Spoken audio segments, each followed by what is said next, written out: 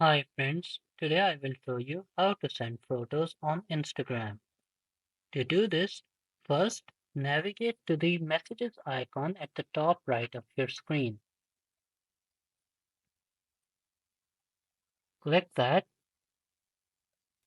then find the person that you want to send those images to. For this example, we will use Talha Noor.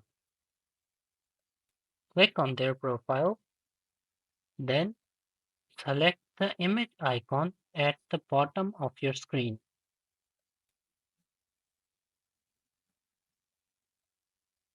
From here, you will be shown your gallery. Select the image or images that you want to send, then click on the send icon.